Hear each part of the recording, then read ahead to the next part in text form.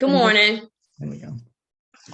Good morning. My name is Bernadette Hampton, and I am the co-chair of the Education Work Group for the State League, along with Dr. Sally Hughley, and a member of the Beaufort League. I will be serving as the moderator of this panel this morning.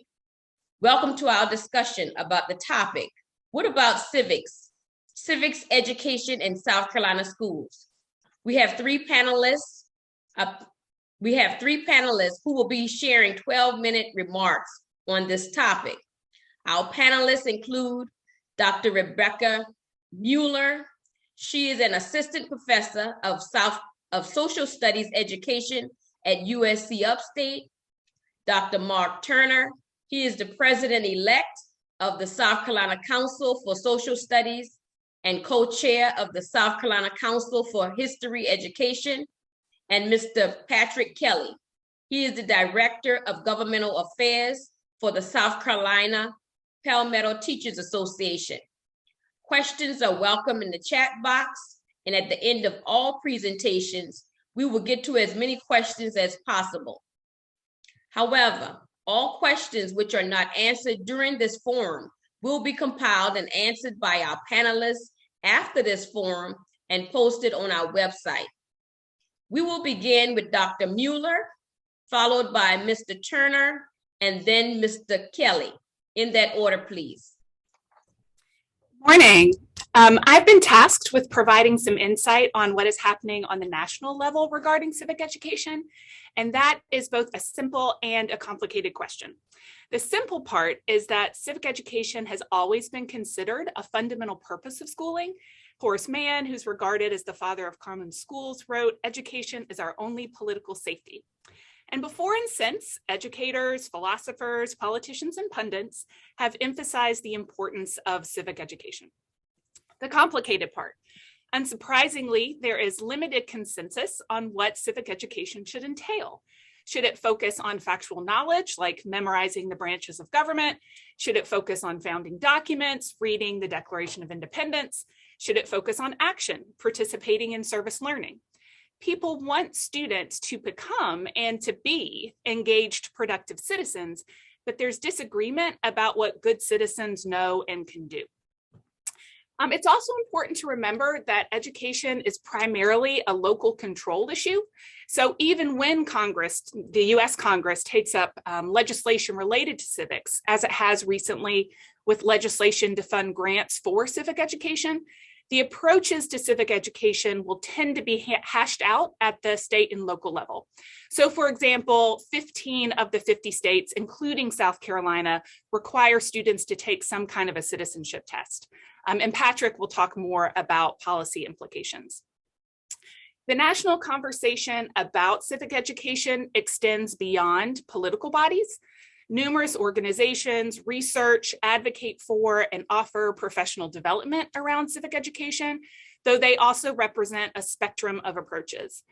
And the degree to which these resources are utilized is influenced by state, district, and individual factors. And Mark's going to talk more about the curricular implications. So civic education is often housed within social studies. So I also need to say that despite longstanding national commitment to quality civic education, the time and resources dedicated to social studies pales in comparison to other subjects, and that's especially true at the elementary level. So I'm a teacher educator, and I believe a key component of quality civic education is teacher preparation. So I'm going to dedicate the rest of my time to sharing two documents that shape teacher preparation, but I'm going to keep it relatively brief because I think what Mark and Patrick have to say about the impacts on in the South Carolina State House and in the classrooms are particularly valuable to our audience. So I'm going to start with something called the National Council for the Social Studies, National Standards for the Preparation of Social Studies Teachers. Very long title. This was published in 2017, and it informs what people like me do. So it is a document that shapes, it's my standards, if you will, for my social studies courses, my social studies methods courses. And it expects teacher preparation programs to equip our graduates with the knowledge, skills, and dispositions related to civics. So our graduates are expected to have familiarity with civic concepts, facts, tools, and forms of representation. And our graduates should also be prepared to, quote, support the civic competence of learners. And that's pretty typical. But this document goes further in saying that graduates should be able to, quote, prepare learners to be informed advocates for an inclusive and equitable society. And this is a significant expectation because it integrates more than just factual content, but particular societal outcomes. So it provides an intention for that factual content. That document also says that graduates should be able to, quote, reflect and expand upon their own civic dispositions to advance social justice and to promote human rights through informed action in schools and/or communities. So this is another significant expectation because it positions teachers as agents of change whose civic responsibilities extend beyond classroom walls. So these documents expect our candidates not just to understand how the government works, but to be active participants in improving their societies, both in the schools and beyond. So I have to assess, the assessments I use to evaluate my teacher preparation program have to speak specifically to how I'm dealing with these particular desired outcomes. And one assessment in particular focuses on professional responsibility and informed action. And it says that social studies teachers must be informed and active citizens. Programs must provide an assessment that measures how candidates are actively participating as citizens in the public arena, such as a service learning project or social justice action research. So it's really significant that teacher preparation programs are expected not just to prepare graduates to impart civic knowledge, but also to actively practice civic dispositions. And it's my responsibility to measure how our candidates are doing that and how well we're preparing students, our graduates, to do that. And one reason that teacher preparation standards include those expectations that graduates practice informed action and know how to facilitate students' informed action is because they were influenced by another national document, this book right here, the National Council for the Social Studies College Career and Civic Life Framework. It's called the C3 Framework for short, which was published in 2013. This framework, which you can access, you can download your very own PDF, is not a national standards document a la the Common Core. It was designed as a resource for states and teachers to utilize as they saw fit when revising state standards and curriculum. That said, because it was published by the kind of primary social studies education organization in the United States, its influence on teachers, researchers, and curriculum developers, et cetera, is pretty significant. As the title insinuates, the C3 framework presents an approach to social studies in which the cultivation of civic knowledge and dispositions is central across the grade bands. It's not just something you do in a high school government course. It's something that is integral throughout the school experience. And in the introduction, it says that the C3 framework encourages the development of state social studies standards that support students in learning to be actively engaged in civic life. Engagement in civic life requires knowledge and experience. Children learn to be citizens by working individually and together as citizens. An essential element of social studies education, therefore, is experiential, practicing the arts and habits of civic life. So again, being involved, actively engaged in the process, not just knowledge, but doing, is very central to this document and this vision for social studies. The C3 framework is organized around 4 dimensions, which compose what it calls the inquiry arc: developing questions and planning inquiries, applying disciplinary concepts and tools, evaluating sources and using evidence, and the communicating conclusions and taking informed action. So when we think about civic education, obviously that's central to the entire document, but there are 2 specific ways that I want to highlight civics. Number 1 is that Dimension 2 specifically identifies civics as a social studies discipline, along with history, geography, and economics. And the vision of civics is framed by 3 subsections: civic and political institutions, participation in deliberation, and processes and rules and laws. So to give you an example of what this looks like across grade bands, if you take processes, rules, and laws, in K2, students are expected or should be able to identify and explain how rules function in public settings like classrooms and schools, By 3.5, students should explain how rules and laws change society and how people change rules and laws. By 6.8, we move from knowledge to more action. So 6.8, students should assess specific rules and laws, both actual and proposed, as a means of addressing public problems. And then students in high school by 9.12 should be analyzing how people use and challenge local, state, national, international laws to address a variety of public issues.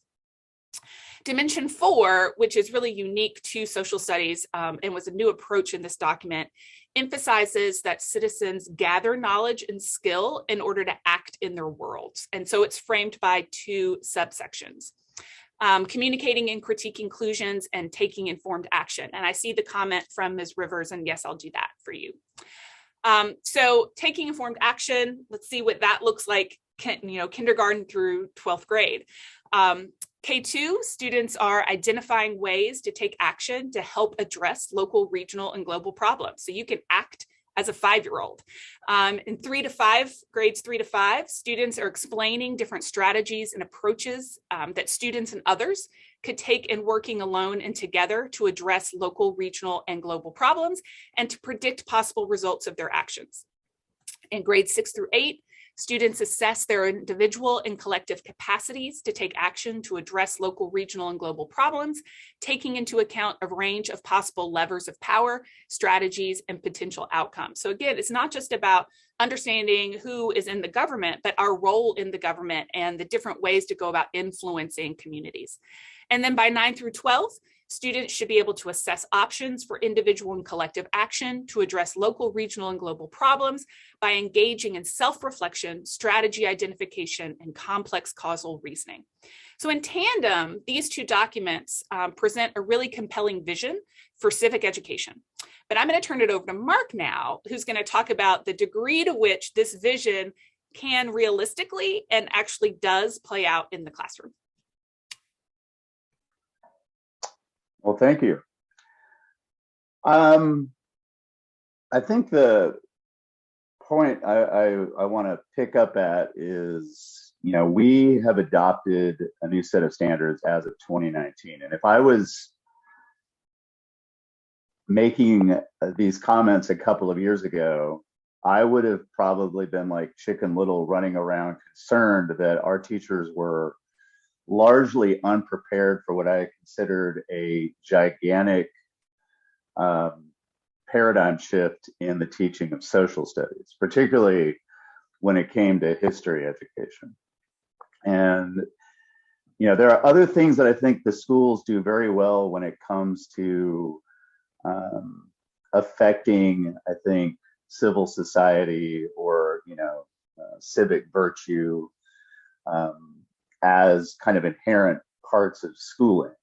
We have clubs and organizations where kids are going to learn the skills to be effective citizens. And that, I think, largely continues today. And sometimes where I think I find the greatest amount of success going on in terms of how students are going to transition into society and be productive citizens. But, the standards up until 2019 largely were content-based. When you think about any of the courses we teach, the scope of these courses do not allow us to get a great deal of substance. It's a pretty thin march either across time or information. So the standards as of 2 to 3 years ago have shifted the skill, which is what some of the documents that Rebecca is giving you access to really emphasize. And there's no doubt that their influence can be found in the standards. I think in terms of the way that affects the issues that relate to civics and a civic education, particularly if I look at it through the lens of a history class to start with, we start getting students to evaluate evidence, certainly encourage more diversity and perspective. it definitely, I think, ratchets up a dynamic of critical thinking that our citizens need. And when we move into, particularly in the high school curriculum, the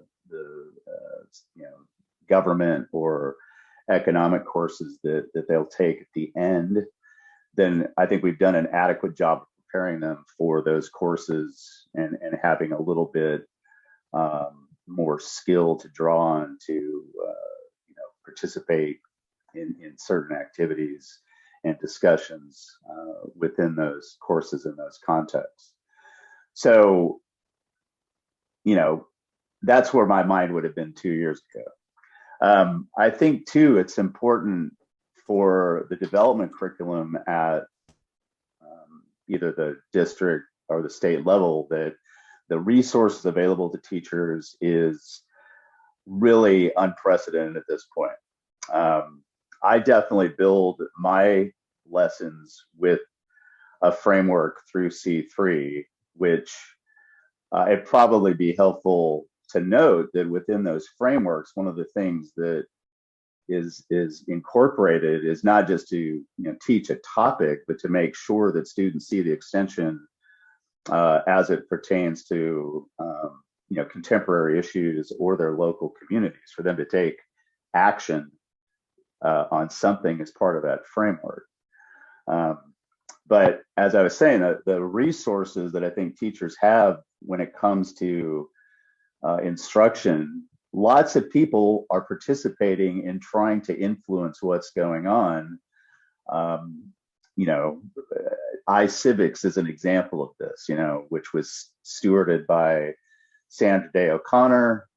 Initially, this would have been for the student a vast number of interactive games that teach about government, but over the years, what that group offers gets beyond just games, but lessons and inquiries that help facilitate civics in a K-12 spectrum.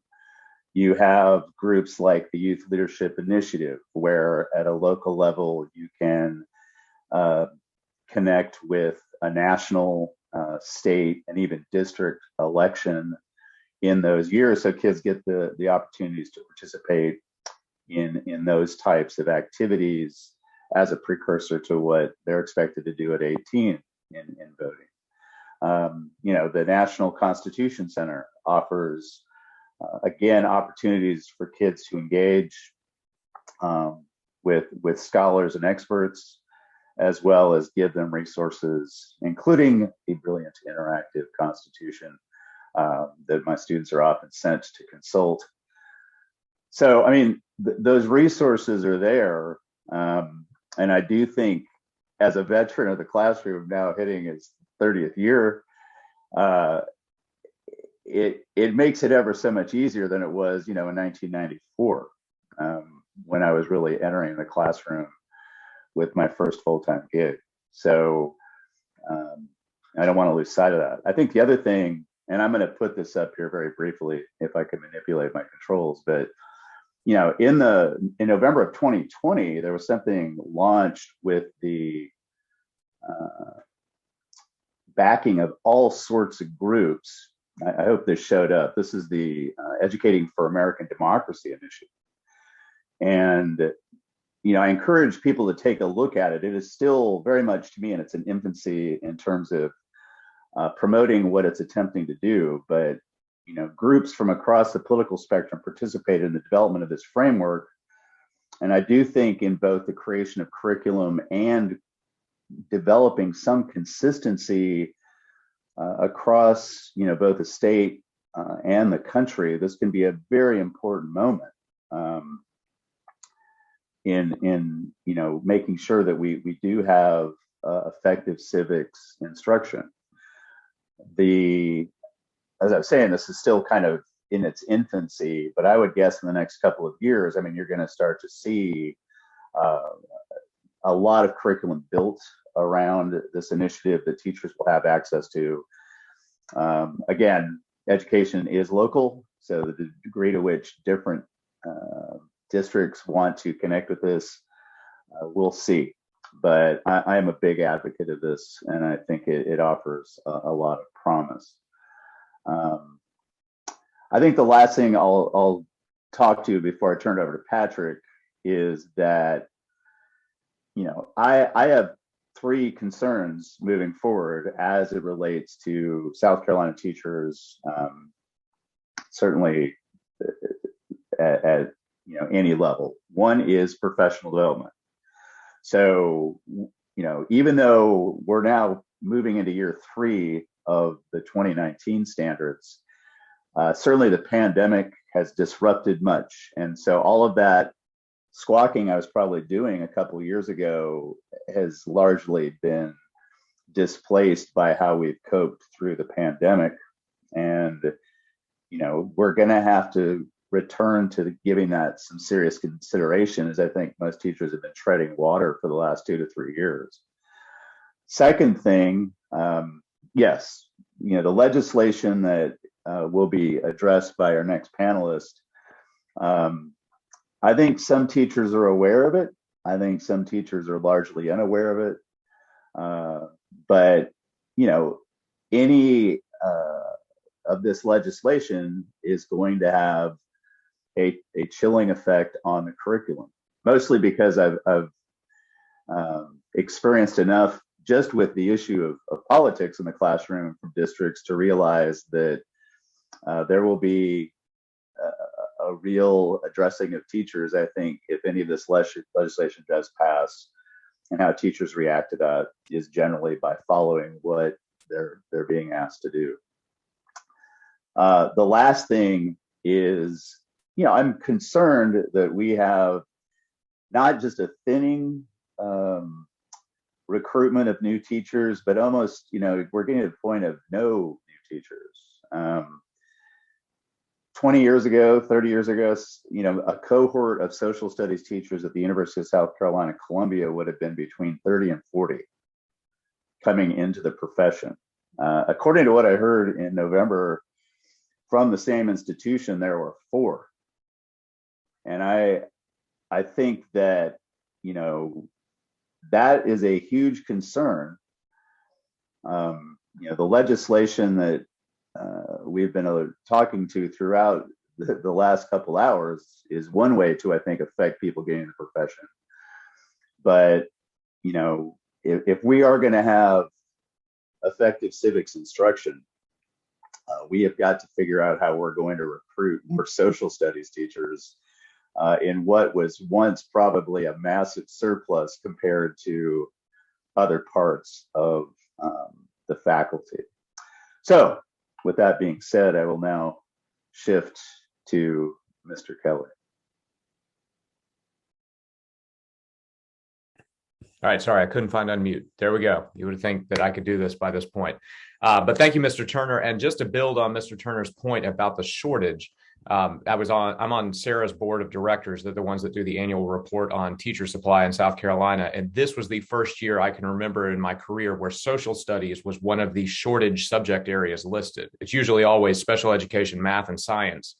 But this year, social studies had a shortage. And when I was coming into the profession in 2005, in one of those large cohorts Mr. Turner was talking about, I can remember my colleagues, my pre-service teachers with me, we were literally fighting over who got an interview where, because there were more of us than jobs. It's not that way anymore. And so I'm going to kind of segue off of what Dr. Mueller and Dr. Turner have shared to what's happening in the South Carolina State House right now. And so I work for Palmetto State Teachers Association as our Director of Governmental Affairs, but I'm also still in the classroom. I'm a 17-year APUS government teacher at Blythewood High. So I teach in the morning and go to the State House in the afternoon. So I've got kind of my hat in both worlds. And so as everybody on this call is kind of aware, I just want to ground us. We're really in the home stretch of the legislative cycle as it relates to South Carolina's General Assembly. So the 124th is obviously at the end of the first session. So they had all of last year. And by and large, last year, January through May, was a limited focus on civics instruction in South Carolina. There was one bill in the House, and there was a bill in the Senate that was really more of a higher ed bill that dealt with civics instruction. with just a tangent of contact with high school education. But by and large, it was a quiet session for civics instruction. But now we're at the midpoint, and the second session has started, and it is going to be anything but quiet for civics instruction for the foreseeable future. What is really pressing and important to ground this discussion in is there is a sense of urgency at the State House around this. At this point, I have met with leadership from both parties in both chambers one-on-one to talk about education. And I cannot remember a time where discussions around social studies and civics were so prominent on the minds of leadership. And they are feeling the pressure, especially on the House side, of both their membership, but also the calendar. Because since none of these bills did anything last year, they literally have to fly through the whole process by April 10th. Because April 10th is the crossover deadline where a bill has to have made it from the House to the Senate or vice versa. And if it hasn't crossed over by April 10th, then it takes an extraordinary supermajority vote to bring the bill in the other chamber to the floor. And that's not going to happen because there's enough opposition to these bills within the minority party that if it takes a supermajority, you're not getting the bill to the floor. So everything I'm going to mention in terms of social studies related instruction has less than 80 calendar days to make it across the finish line. Sine die, the end of the session isn't till May 12th, but it's really April 10th is the more looming deadline and why there's going to be so much focus because all of these bills I'm going to mention, none have cleared subcommittee, none have cleared full committee. They certainly have not cleared a full chamber. So we're talking House, Senate, and governor's desk by May 12th. And the pressure that is driving this beyond the calendar is everything about this has to be grounded in the fact that there's an election coming. And all 124 members of the House are on the ballot. So that's why the House is going to be the first out of the gate with this social studies related instruction. The governor is obviously on the ballot and the state superintendent is on the ballot. And Superintendent Spearman has announced she is not running. So you're already seeing at least one of the candidates for state superintendent has been pretty vocal on these issues. So all of this has to be grounded in the context of a condensed legislative calendar, what usually would take 2 years, they're going to try to do in 1, and looming elections. So with that said, it's important to note that the current political landscape around civics instruction is really ripe for discussion. And it may be because Mr. Turner was my cooperating teacher when I was a student teacher, but I love that he and I went to the same material. The Educating for American Democracy project is important to note because it's a bipartisan group of U.S. secretaries of education that have lined up behind this thing. And I cannot remember a time where U.S. secretaries of education paid attention to civics, more or less got together across party lines to talk about civics. So you have this national focus on civics education coming out of, I'll just be frank, the political events of the last 4 years and especially the last 20 months. But then you layer it on top of a groundswell of kind of hostility towards civics instruction that I've never seen before in my career. The website I just pulled up is from a prominent South Carolina think tank. And as a APUS government teacher, that hits me a little bit to see that apparently political indoctrination is occurring in our schools. I sat in a Senate voucher committee hearing 2 weeks ago where a member of the community talked about how we need vouchers because our teachers are politically indoctrinating students. And I felt a little attacked because I'm literally sitting behind the guy.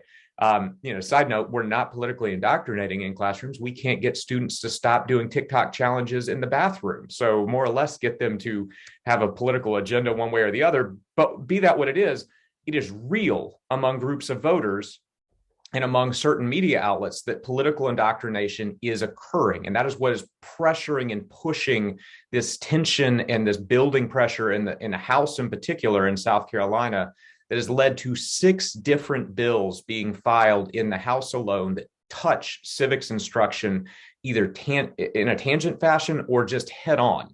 And ordinarily, we'd be lucky if we had one bill dealing with social studies in a 6-year period, and it would probably be about some standardized test. But none of these are about testing. These are literally about instruction. So just to put on your radar, there's really a couple buckets these bills fall into. You see the four on the screen: 4325, 4392, 4343, and 4799. All of them deal with this idea of prohibited and partisan topics. And what you see on the screen right here is this is a proviso that is in this year's state budget. It was added in the Senate at the very end of the budget process last May. It was adopted by conference committee. And you can see it's entitled Partisanship Curriculum, but it says that you cannot engage in instruction in a list of 8 different prohibited or partisan topics. And these touch on multiple subject areas in schools, but it's especially prevalent in a social studies setting. So like if you look at number 6 right here, you cannot instruct that an individual should feel discomfort, guilt, anguish, or any other form of psychological distress on account of race or sex. Well, as Mr. Turner pointed out, we have really good social studies standards in South Carolina, which means we have to deal with the totality of American history and the totality of world history. And it's hard to tell the story of American and world history without dealing with issues of race and of sex. And so this gets complicated in a social studies classroom, and especially in a civics environment. You guys just listened to an hour presentation on gerrymandering, which I have to teach in AP US government. Well, how in the world? I am literally required by the College Board to teach Shaw versus Reno to my students. They read the case. Shaw is about racial gerrymandering. So how am I going to avoid, because students read something like Shaw versus Reno and look at the congressional map that resulted in Shaw, or they even look at the 2nd congressional district in South Carolina, and they may not feel terribly comfortable about the fact that race has factored into the design of a district in that way. But as a teacher, I now need to walk on eggshells. So that's one issue. Another issue is a couple of bills that directly address the curriculum taught in our schools. And this is kind of exceptional, because without going down a rabbit hole, in South Carolina, K-12 standards are set by the State Board of Education through a comprehensive system every 5 years. We're on a 5-year renewal cycle. And that standards renewal process involves educators, it involves parents and community members. And as Mr. Turner noted, we are on a kind of the front end of a social studies standards adoption cycle. Usually the General Assembly does not step into this. This is more of a State Board of Education area. And the adoption of curriculum, of textbooks, is also managed by the State Board and the State Department of Education, again, with minimal to no interference or involvement from the General Assembly, other than providing funds to buy the books that are selected by the State Board. But there are a couple bills that would inject the General Assembly into that process. The first kind of pairing, 4343 and 4799, deal with selection of a curriculum material specifically. Both bills call out the 1619 project. The New York Times article set from 2 years ago that's now a book. Both those bills prohibit the use of that material in the classroom in any way, shape, or form. Signing as a textbook, you couldn't even assign an excerpt and have students compare it to something else to draw critical comparisons. You cannot use 1619 if those bills become law. The other set, this House Bill 3002, did receive a subcommittee hearing last spring, heard 2 hours of testimony, and then the subcommittee adjourned debate, which means it's still on the calendar. It didn't get voted down, but it didn't get advanced. And then it has a Senate companion, 5534. They both require in grades 6 through 12 that students must receive 30 hours of social studies instruction in a list of very specific topics that, while neither bill says it by name, they're pulled directly from the 1776 report that was developed by President Trump's 1776 commission. So what that means is students every year from grades 6 through 12 would study the exact same set of social studies topics for 30 hours. And to put that in context, 30 hours is over half of the instructional time that you have in a US government or economics course in high school, because those are half credit courses, which means things that we teach beyond US history. In grades 6 through 12, students take geography, students take world history, students take economics, students take US government. You're going to need to put all that to the side because those bills would require you got to teach these things for 30 hours every single year. And I won't even get into what students would do by grade 8 if they are studying the same thing every single year. And then the last set of bills deal with, for lack of a better term, kind of transparency in civics instruction. The first two bills, 4343 and 4799, deal with academic transparency. And I'll show you in a second kind of what that would look like in practice. But both bills require a really detailed posting of classroom materials. We're not talking the old send your syllabus home that every teacher does in especially the high school level, but even further down, like my elementary school daughter, we got a mountain of letters and things to sign at the start of the year that said, here's what we're studying. It gets granular. You've got to post every book you use, every supplemental resource, every newspaper clip, every video clip, every sound clip. It's all got to be transparent. And every district has to have a phone line that parents can use, a website, an electronic form. If records are requested from the superintendent, they must be provided within 10 days. And if not, then the district loses 1% of their state funding. Like it is, for lack of a better term, it is FOIA for the classroom is what these two bills would create. When it comes to civics activities, 4392 is the House bill, 982 in the Senate, has a lot of similarities, and 982 was just introduced. So this is still probably far from moving. But these two clips, the B and the section 5929-235, are from 4392, which is literally labeled, I think, the Keep Partisanship Out of Civics Act. B, right here, what I want to emphasize is, like, you cannot, if this bill passes, as a government or civics teacher, require students to engage in some sort of civic activity project that would overloop with any group that is engaged in lobbying. And let me just make it really concrete for the people on this call. In the past, I've had students in my AP US government class that have worked with the League of Women Voters on local issues, whether that was moderating a local debate for school board or town council, or engaging in some sort of voter mobilization effort or voter registration. I have my students do that a lot. They're 18-year-olds. Go register your friends. That's illegal if this bill passes. Students could not, for school credit, interact with a group like the League of Women Voters. They could still do it on their own, of course, but not related to curriculum. The other thing in 4392 is it literally prohibits, and I highlighted the key phrase here, you cannot discuss current events or widely debated and currently controversial issues of public policy or social affairs in class. So I teach AP US government. I have to teach gerrymandering. How do I teach gerrymandering without making it current? Like, that's a disservice to my students to not bring in what's happening right now when we talk about it. I'm required to deal with Roe versus Wade in my class. I'm required to talk about affirmative action. Like, how are A, they not current events, and B, they're certainly controversial, like just flip the news on.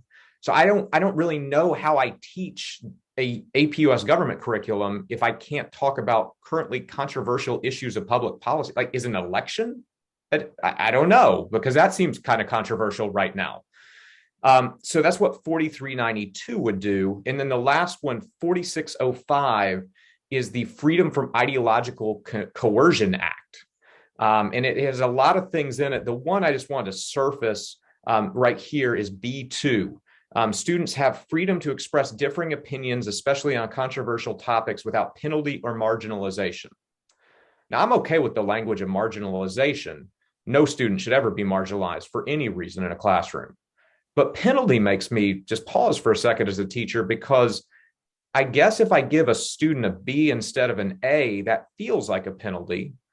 And so if a student, I'm going to go extreme here, but if a student writes the Holocaust wasn't real on a history paper and the teacher gives them an F, is that allowable under the law? Because you just penalized them for having a, quote, differing opinion.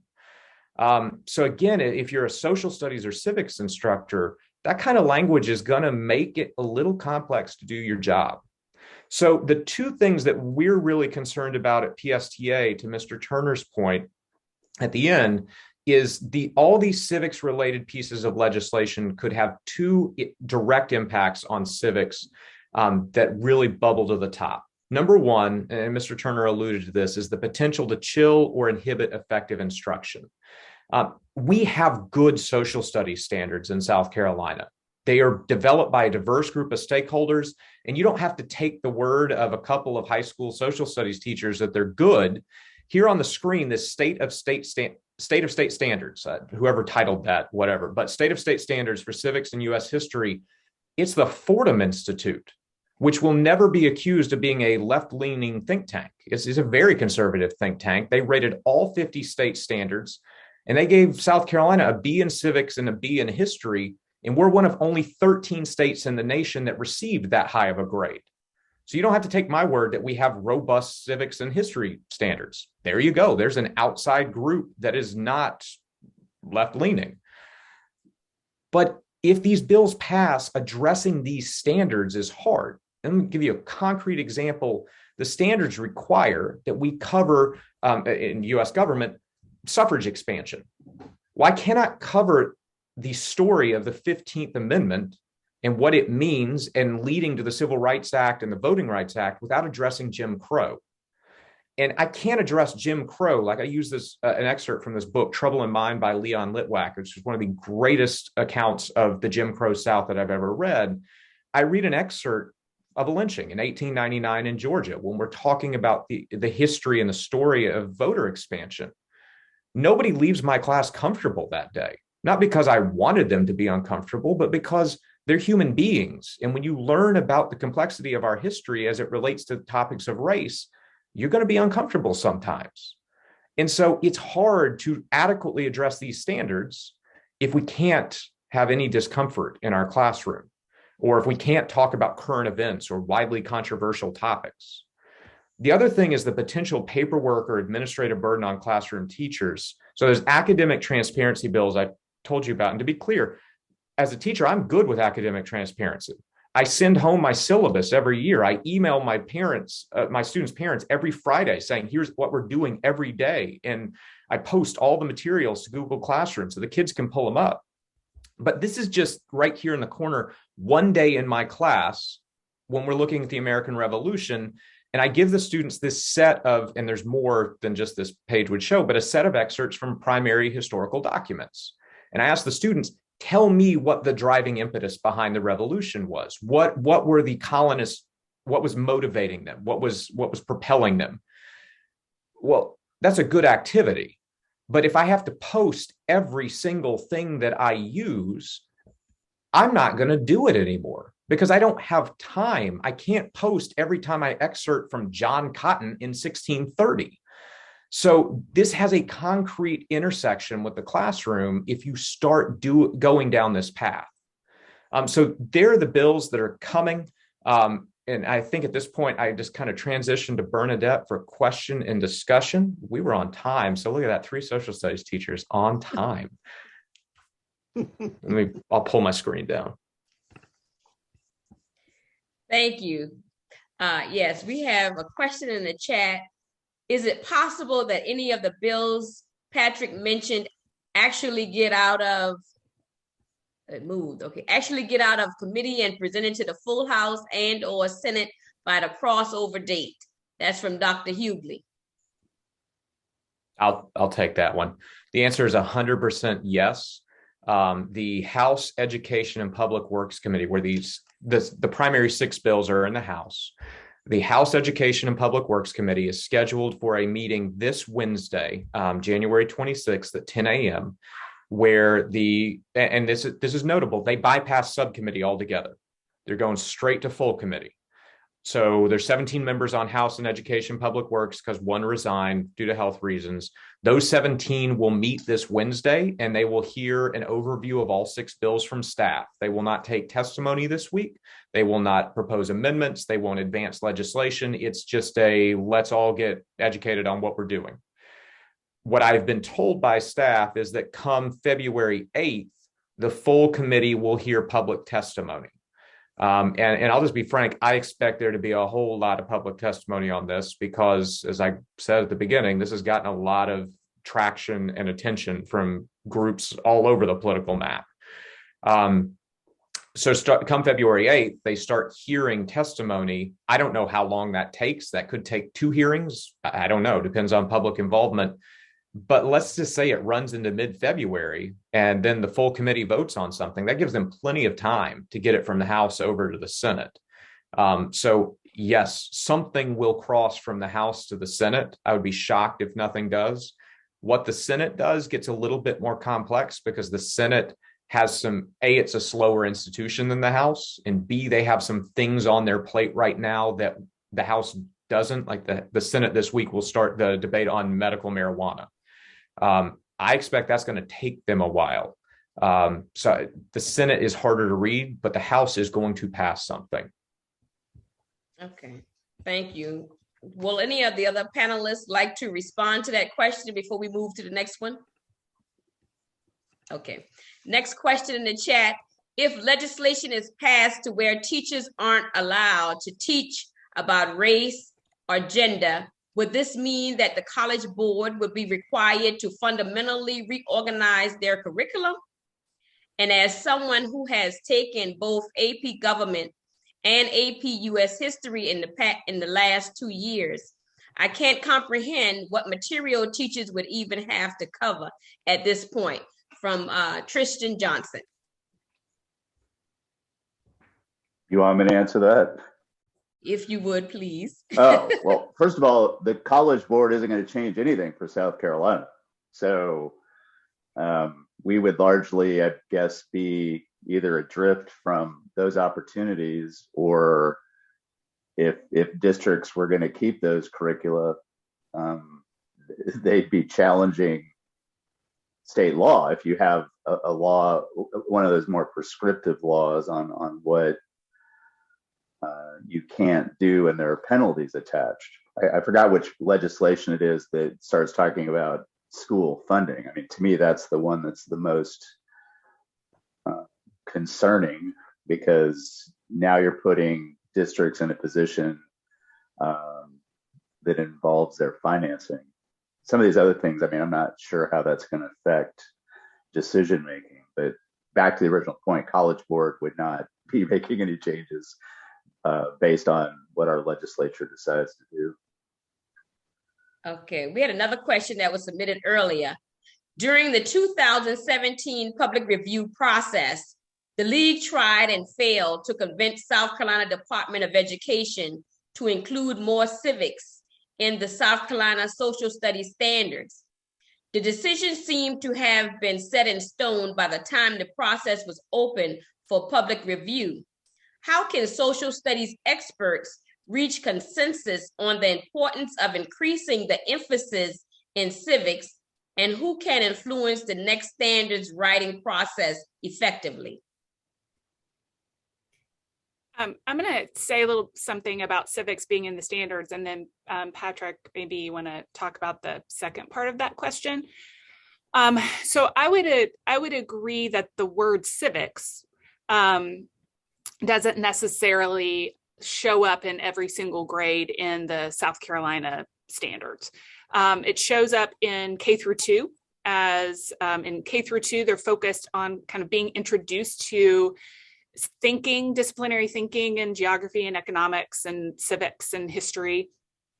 So it's specifically there. Once you get into 3rd grade, the courses have specific titles. So you might have regional geography or US history and South Carolina history part 1. And the same thing goes up through 7 through 12. And then there are 2 classes in high school that, it's US history and the Constitution, and then US government. But I would argue, and this is idealistic, maybe, that if you look at the standards, there is opportunity, and this is where teacher choice really comes in. And I think it ties to what Patrick was talking and Mark was talking about, how when you have contextual factors that feel stifling to teachers, in some ways they might make different choices than they would before, which are maybe harmful to civics. But I think that there is opportunity to address civics in all the grades, whether or not that word is there. The choices that teachers make about the examples that they choose, or the sources that they choose, or the organizations that they bring in, or the resources that they choose.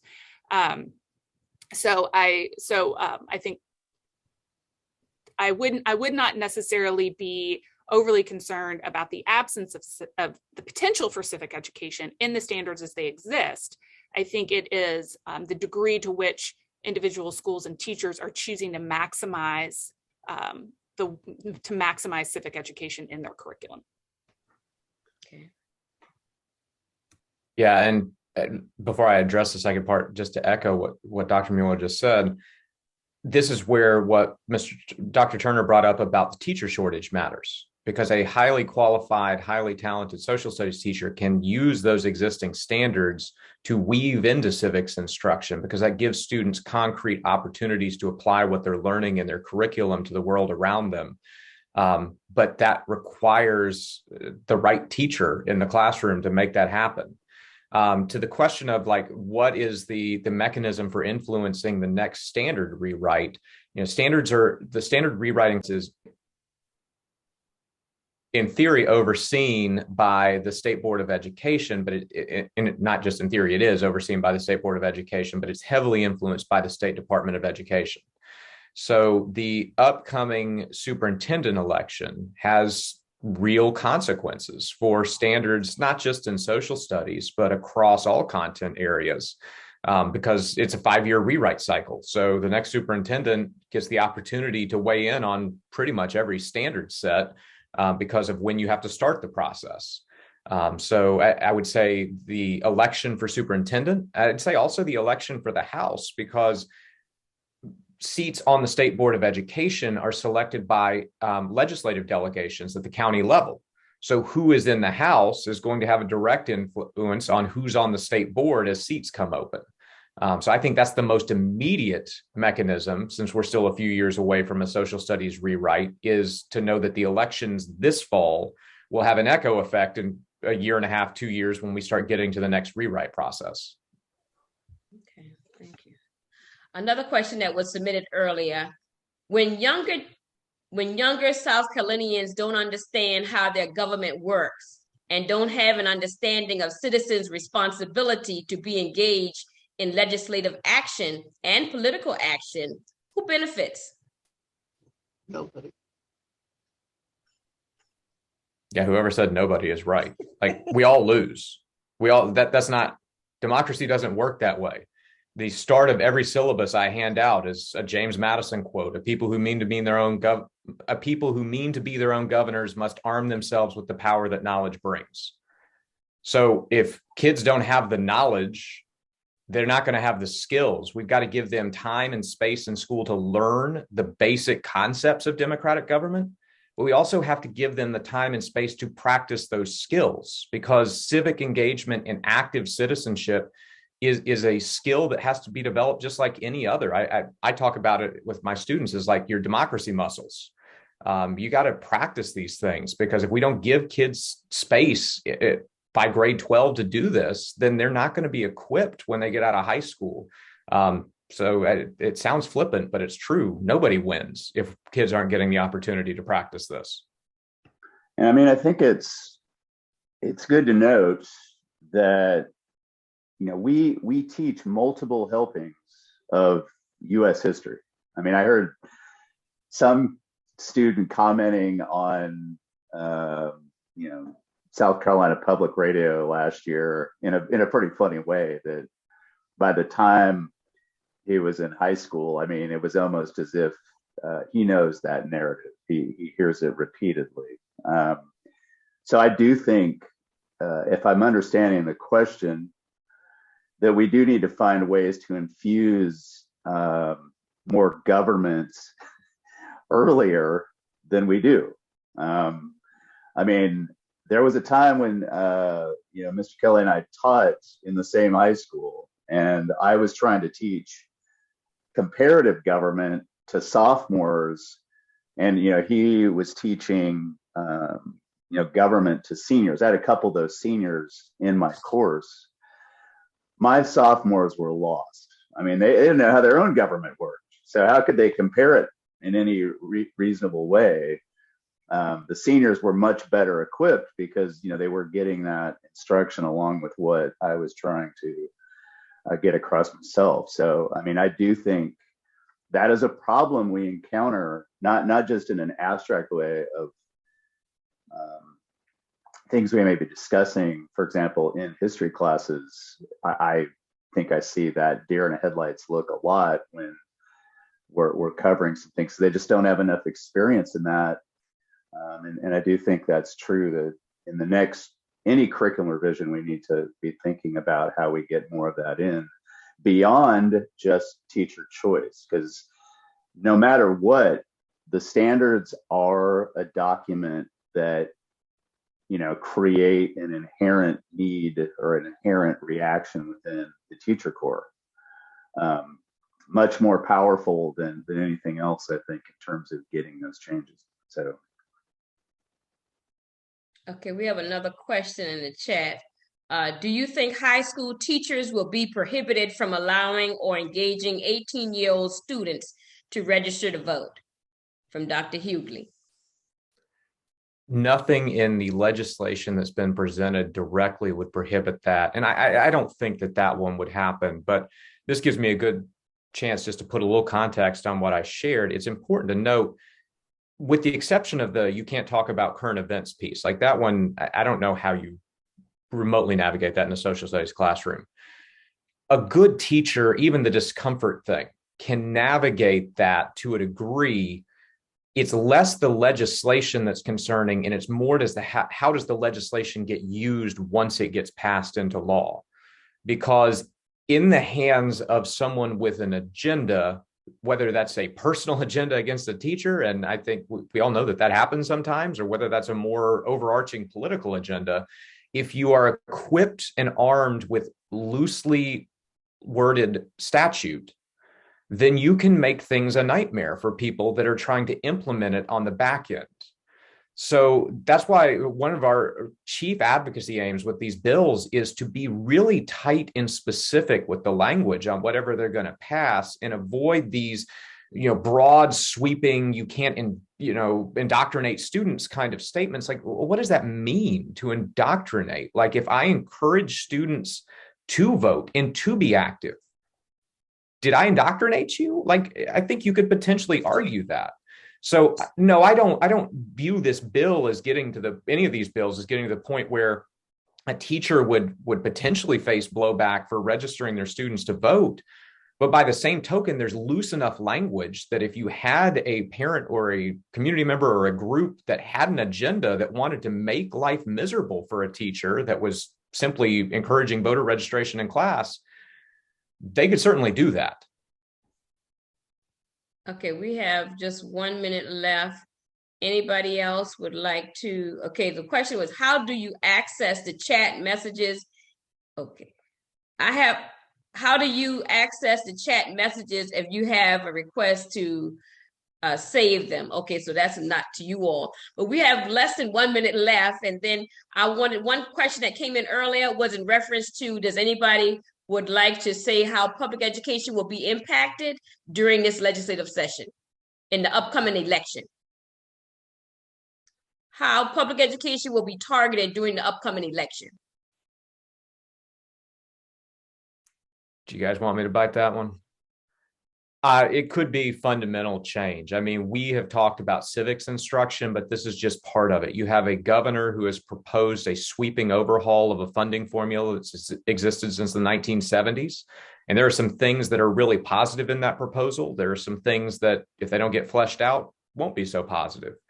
There is a bill in both the House and the Senate right now that would establish a voucher bill that would pull funds out of local public school districts to fund private school vouchers. We've got a teacher shortage. We had 1,000 empty classrooms at the start of September in South Carolina across our state.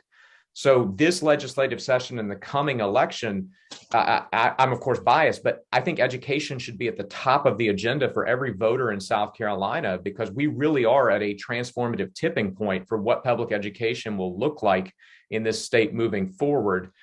Even these civics bills, 4799, says that if a student if a school engages in any of these prohibited topics, that all families in the school district where the prohibited thing took place, so it could be a single classroom, if it happens or allegedly happens, all families in the district could request to have their child attend any other public or private school in the state, and the home district has to transfer the base student cost from the state government to whatever private or public school the family chooses.